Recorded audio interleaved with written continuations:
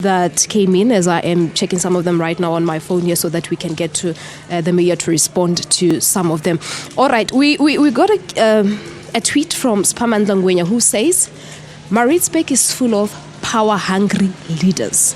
He is specifically referring to Ward 2, and he says that the councillor failed to deliver. I did not even know how he looked until last year. Another one from Zbonelo who says no maintenance of sports facilities in Sobantu Township and the city at large. And he says that the city is deteriorating right before our eyes. There is no maintenance of sports facilities in Sobantu. Another tweet coming from Sipho, Mr. Right Kulo, who says Msunduzi is one of the performing municipalities in the province of KZN. Keep it up. Your response to some of those tweets. Let me start with the transport system. When it comes to transport system, we are developing our own integrated rapid public transport network, and you'll have appreciated on the Ndlela road that there is a lot of excavation that is going on. It's moving towards easing access to the city, moving at the fastest possible way. That's one. But secondly, moving on to the questions raised, there's only one facility, sports facility in Sobantu. And if that impression is given that there is no maintenance, I've just been to Sobantu less than 2 weeks ago. That field near Hadebe Stadium is ready for use by our kids.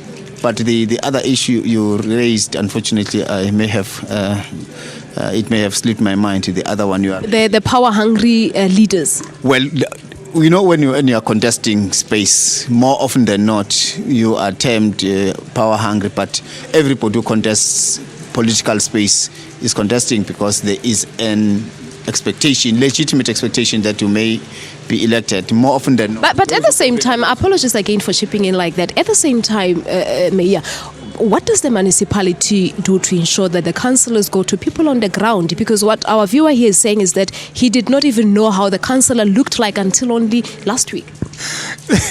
All right, that's a very unfortunate story because we have got a policy. The councillors convene ward development committee meetings at least once a month. Then they convene public meetings at least once in 3 months. I'm emphasizing the at least part because you can convene much more than that. It's important that communities who do not see the councillors or the councillors who are not convening meetings be put under pressure. And you would agree with me that policy is something that's just written down on a piece of paper, but implementation thereof, it's something totally different. Not always, because we do receive, the Office of the Speaker receives reports suggesting and confirming that such meetings are sitting religiously. The challenge may be the attendance by those who are invited to the meetings.